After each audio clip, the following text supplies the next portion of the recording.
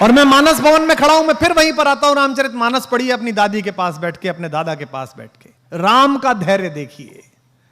राम का धैर्य विष्णु का धैर्य नहीं है। मुझे क्षमा करें, भगवान है विष्णु, लेकिन वो तटस्थ धैर्य है। आराम से लेटे हुए हैं क्षीर सागर में, शैया बना के प्रेम पूर्वक। माता लक्ष्मी पैर दबा रही है, ऊपर शेष नाग का फन है। देख रहे हैं दुनिया में चल क्या रहा है, मूर्ख कर क्या रहे हैं, ये हो क्या नाटक रहा है।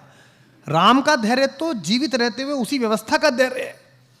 राम को प्रोवोक करने की एक हरकत दुनिया नहीं छोड़ी।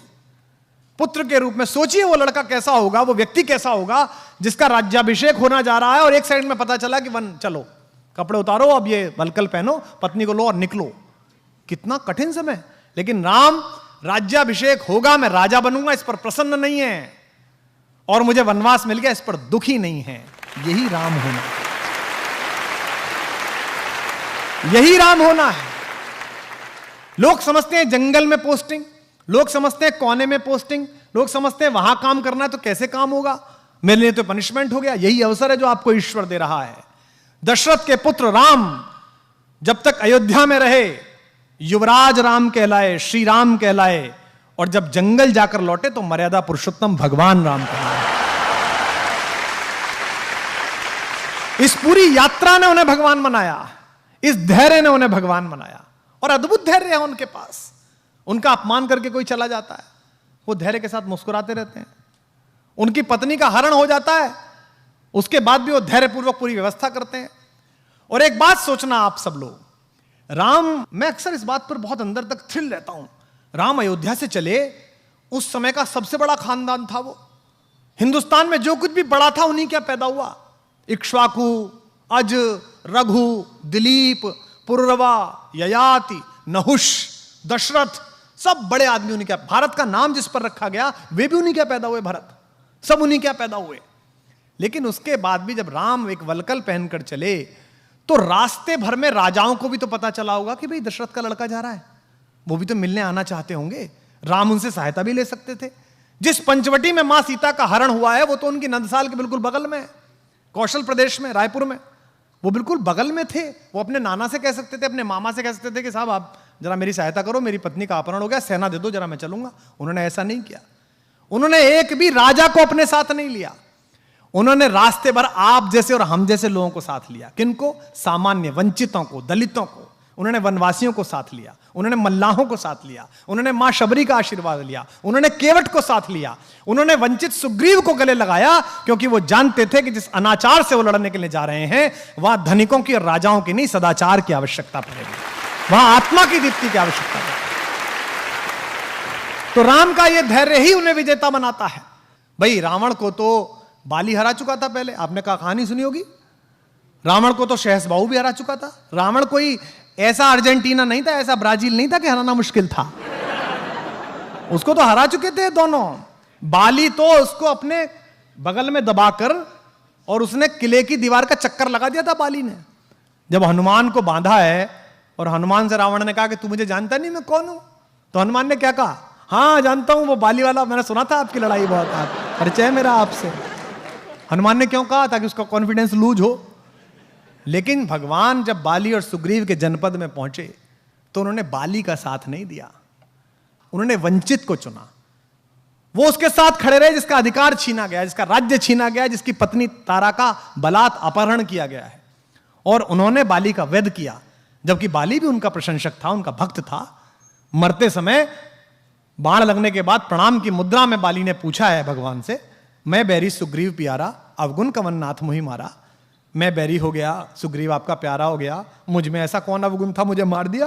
तो राम ने उसको उत्तर दिया कि अनुज वधु भगिनी सुत नारी, छोटे भाई की पत्नी, भगिनी बहन, सुत नारी बेटे की पत्नी, सुन सठ कन्या सम ए चारी। हे मूर्ख, ये चारों बेटी के बराबर होती हैं। इन्हें कुदृष्टि बिलो कहीं जो है, इन्हें गंदी दृष्टि से जो देखता है उसका वध करने में पुण्य मिलता है, पाप नहीं होता है। ये उसको उत्तर दिया उन्होंने भगवान। अगर भगवान की विजय अपने लिए होती, अगर धैर्य ना होता तो वो बाली को लेकर चल देते। बाली हरा चुका था, उन्होंने कहा नहीं बाली तू नहीं चाहिए, तू नालायक है, तूने इस छोटे भाई को मारा है, इसकी पत्नी का हरण किया, मैं तेरा तो वध करूंगा, ये वंचित है, इसे लेके चलूंगा। तो राम ने क्या किया? राम के साथ जितने लोग हैं, राम का धैर्य अद्भुत है। और यहां जो अध्यापक है उनसे निवेदन है, राम की लीडरशिप क्वालिटी अद्भुत है। राम ऐसे ही राम नहीं बने हैं। मत पढ़िए हिंदू होकर, इस परिसर में बहुत सारे इस्लाम मतावलंबी हमारे दोस्त बैठे होंगे और किसी जाति धर्म के लोग बैठे होंगे, कहानी की तरह पढ़िए और फिर देखिए कि राम जैसा लीडर कहीं नहीं है। वो उस व्यक्ति की क्वालिटी को डेवलप करते हैं, उसे इंस्ट्रक्ट नहीं करते। उन्होंने सुग्रीव की क्वालिटी को डेवलप किया। एक ऐसा डिप्रेस आदमी जिसकी पत्नी का हरण हो गया, जिसका राज्य छीन लिया गया, भाई ने लात मार के भगा दिया, उसको उन्होंने कल्टीवेट किया और सुग्रीव महारथी के रूप में बना और उस युद्ध में सुग्रीव की महत्वपूर्ण भूमिका रही। जिस समय हनुमान लंका के लिए रवाना हुए, आप रामचरितमानस पढ़िए, अध्यात्म रामायण पढ़िए, श्रीमद् वाल्मीकि रामायण पढ़िए, कंबन की रामायण पढ़िए, कहीं नहीं लिखा हुआ कि उन्होंने हनुमान से क्या कहा कि तुम क्या करना। आज हम कितने फ्रस्ट्रेटेड हैं। आज हम लीडरशिप डेवलपमेंट की बात करते हैं, हम ड्राइवर को एक जगह भेजते हैं सामान लेने के लिए, 5 बार बताते हैं उसे, क्योंकि हमें उस पर भरोसा नहीं है। हम उसकी लीडरशिप डेवलप नहीं होने देना चाहते। राम लीडरशिप डेवलप करते हैं। राम ने हनुमान को नहीं बताया कि तुम्हें वहां जाके क्या करना है, उन्होंने कहा बस जाकर देख कर आओ कि सीता कैसी है, कहां है, और उन्हें आश्वस्त करके आओ कि मैं आऊंगा। 2 बातें। इसके बाद का जो पूरा घटनाक्रम है, छोटा सा रूप बनाना, अंदर जाना, लंकिनी को मारना, मां सीता को वो मुद्रिका देना, फल खाना, खुद ही गिरफ्तार हो जाना, आग लगा देना। आग लगाना मतलब वो राम का विजिटिंग कार्ड दे के आए। हाँ, मतलब बता के आए वो कि जो आ रहा है हम उसका कार्ड है। मैनेजमेंट का बेस्ट उदाहरण है हनुमान। एम्प्लॉयर का 1 रुपया खर्च नहीं कराते वो, 1 पैसा नहीं। भगवान ने कहा कि वहां जाओ, खुद ही टेक ऑफ, खुद ही लैंडिंग, और सारा पैसा हनुमान का, उसका रावण का। भाई हनुमान जबरदस्ती गिरफ्तार हुए स्वयं में देखने के लिए कि कौन है, तो कहा गया भाई इसकी बानर को पूंछ से बहुत प्यार होता है, इसकी पूंछ पे कपड़ा बांध दो। कपड़ा किसका? रावण का। बोले इस पे तेल लगाओ, तेल किसका? रावण का। जली किसकी?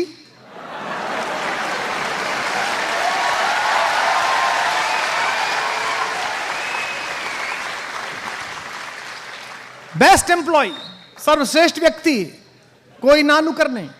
भगवान राम के जीवन में जो 2 कठिन समय आए, उन दोनों में उन्होंने ही पार लगाई। उनसे कहा गया कि भाई मेरा भाई ये बीमार है, सोचो राम पर कैसी बीती होगी। भगवान राम के जीवन का सबसे कठिन रात वो है जब उनके भाई को मूर्छा आई। उस रात राम कितने भी ईश्वर हो, मनुष्य रूप में जी रहे थे। मन में ये तो आई होगी यार अयोध्या जाके क्या कहूंगा, पत्नी कहां अपहरण हो गया, भाई कहां युद्ध में मारा गया। ऐसे समय में हनुमान काम आए और हनुमान गए, वहां कंफ्यूजन हो गया कि कौन सी संजीवनी बूटी, मेडिकल स्टोरी ले आए पूरा। बोले भाई इसमें से देख लो कौन सी है। तो 2 बातें हुई, पहली हुई जिज्ञासा, दूसरी हुई धैर्य, तीसरी हुई आपको क्राफ्ट करने वाले लोगों में कि आप लीडरशिप डेवलप करें, आपके अंदर नेतृत्व की क्षमता डेवलप हो। और नेतृत्व की क्षमता का शिक्षा से कोई मतलब नहीं है। मैंने निजी रूप से जाना है। मैंने एक बहुत कम शिक्षित 5वीं पास व्यक्ति के साथ आंदोलन किया है उनके नेतृत्व में, और मैंने तथाकथित एक बहुत बड़े पढ़े लिखे के साथ राजनीति करी है।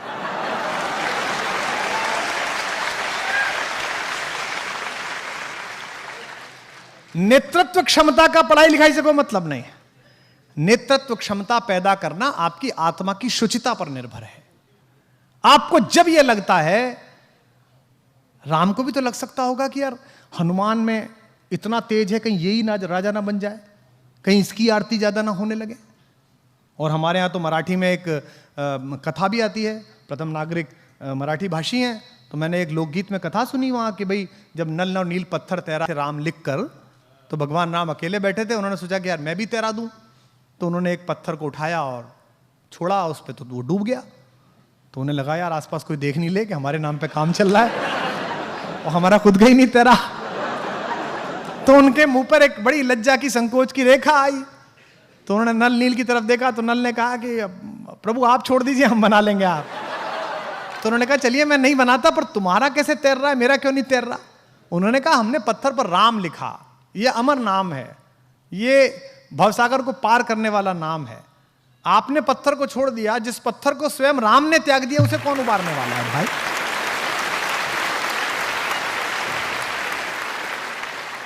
तो लीडरशिप इस बात से निर्भर होती है कि आप इस बात में कितना विश्वास करते हैं कि ईश्वर द्वारा तय किया गया मेरा भाग्य किसी मनुष्य के निपटाने से, खत्म करने से, बढ़ाने से ना बढ़ेगा ना घटेगा।